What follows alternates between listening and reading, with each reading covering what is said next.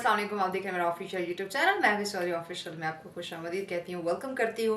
हमेशा आपको पता है एक छोटी सी वीडियो हम बनाते हैं जिसमें कोई पते की बात करते हैं और ऐसा टॉपिक होता है जो अक्सर हम अपने मॉर्निंग शो में डिस्कस करते हैं। तो अब 2 घंटे का प्रोग्राम तो आप लोग देखते नहीं हैं, इतने अच्छे तो हम हैं नहीं कि 2 घंटे देखें। मूवी भी हो तो वो भी हम फॉरवर्ड करना शुरू कर देते हैं। तो ये तो एक talk show type morning show है, तो 2 घंटे आप कहाँ देखेंगे।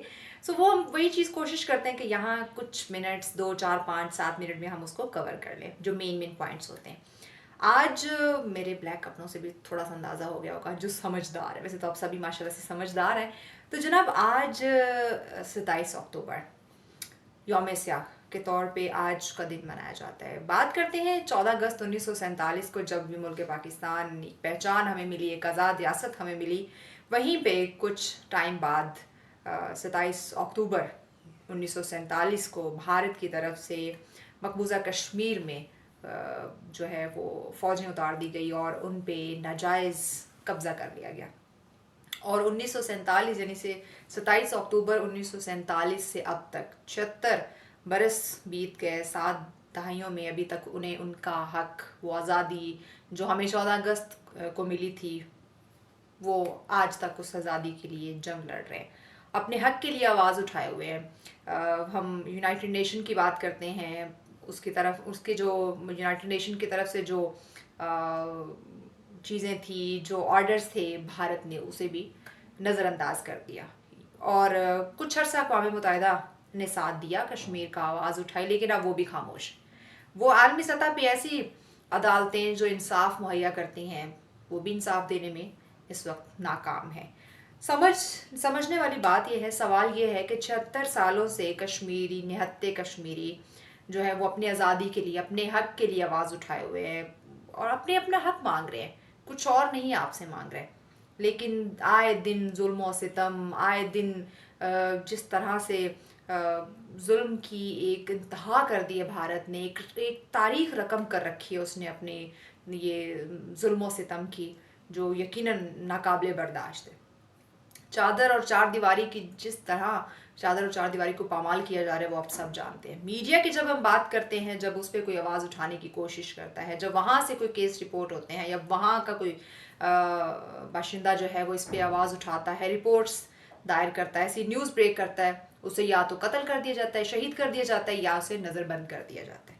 यानी कि हर मुमकिन कोशिश भारत की तरफ से जो कश्मीरी मजलूम कश्मीरी हैं उनकी आवाज़ को दबाने की कोशिश की जा रही है। तो ये मेरे ख्याल से कोई कामयाबी नहीं है भारत की, डेफिनेटली कामयाबी नहीं है। ये आए दिन उसके मुंह पे तमाचा होता है कि भारत की जानिब से जो है वो क्या कश्मीरियों को एक लालच दिया गया, बड़ी सब्सिडी जिसे हम आम अल्फाज में कहते हैं, बड़ी रियायत दी गई, बड़ी अच्छी जॉब्स दी गई, हर चीज़ बड़ी सस्ते में मुहैया की गई, इस तरह की उसे ऑफ़र कश्मीरियों को देने की कोशिश की गई, लेकिन कश्मीरी उनके बहकावे में नहीं आए।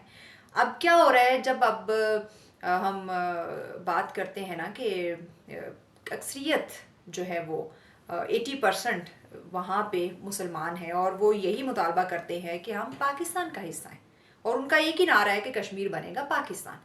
अब जब ये सारे हथकंडे भारत ने देखे कि उसका कोई भी उसकी चाल चलन जो है ना वहाँ पे काम नहीं आ रही, तो अब उसने क्या किया है, वहाँ पे अपने लोगों को वहाँ का डोमिसाइल जो है वो देना शुरू कर दिया, वहाँ के लोगों को वो मुकीम बना रहा है कि कल को अगर शुमारियात में चीज़ें देखने में आती हैं तो अक्सरियत जो है वो भारत की तरफ आए, तो ये जो वादी जन्नत जिसको हम कहते हैं वो भारत की तरफ चला जाए। लेकिन ये भी उसका हाथकंडा काम नहीं आने वाला, क्योंकि अगर 76 बरस से इतने जुल्म और सितम, निहत्ते कश्मीरियों पे आए दिन बमबारी, एक दुनिया की सबसे बड़ी जेल में कन्वर्ट कर दिया गया मकबूजा कश्मीर को, जब 76 बरस में उसे कुछ नहीं मिला तो आगे भी यकीनन कुछ नहीं मिलने वाला। तो ये अब तक भारत को ये समझ जाना चाहिए था कि ये उसकी हत्या नहीं आने वाली। ये जो जन्नत, जिसे वो कायद ने भी कहा था ना कि कश्मीर जो है ना वो शाहरग है। क्यों कहा था? क्योंकि खूबसूरती देखे, वहाँ से दरिया निकलते हैं, जो 3 पाकिस्तान से और 2 जो मेन दरिया है वो वहाँ से निकलते, जहाँ पे अब भी डैम बनाने की कोशिश की जा रही ताकि वो भी कंट्रोल कर लिया जाए, तो वो शाहरग है। अगर उस शाहरग पे कंट्रोल कर लिया जाएगा, या तो भारत का पानी बंद हो जाएगा या पाकिस्तान का पानी बंद हो जाएगा। तो इस शाहरग की, अब वो शाहरग को छोड़ना नहीं चाह रहा। क्यों? क्योंकि अगर भारत की हम बात करते हैं, वहाँ पे पाकिस्तान की तो बात करते हैं, यहाँ पे मुसलमान हैं, लेकिन जब हम भारत को देखते हैं तो वहाँ दीगर मज़ाहिब यानी कि तकरीबन 20-25 दीगर मज़ाहिब के लोग वहाँ पे मुकीम हैं। तो भारत को लगता है कि अगर कश्मीर उसके हाथ से चला जाएगा, ये मुसलमानों की अक्सरियत है, ये पाकिस्तान के हिस्से में आ जाएगा, तो बाकी जो भारत में बसने वाले मुकीम है, जो दीगर मज़ाहिब हैं, वो भी कहीं मुखालफत पे ना उतर आए। तो अब वो एक डर में है, एक खौफ में है। तो ये खौफ अब उसे मजीद नीचे गिरने पे जो है ना मजबूर कर रहा है। ऑलरेडी वो इतना नीचे गिर चुके हैं कि अब वो, और उसको जहाँ कहीं भी एक जगह मिल रही है ना अपने आप को और गिरा हुआ साबित करने की और नीचे गिराने की, वो कोशिश की जा रहा है। तो ये छोटी सी वीडियो में मैं ये कहना चाहूँगी, आज का हमारा टॉपिक भी यही था कि हम हमेशा से कश्मीरियों के साथ हैं और हमेशा कश्मीर जो है वो पाकिस्तान का हिस्सा रहा है। इंशाल्लाह एक दिन ये ज़रूर ये मामला हल होगा, ये तय पाएगा। लेकिन इन शॉर्ट कश्मीर जो है वो पाकिस्तान की शाहरग है, पाकिस्तान का हिस्सा है और भारत को कुछ नहीं मिलेगा।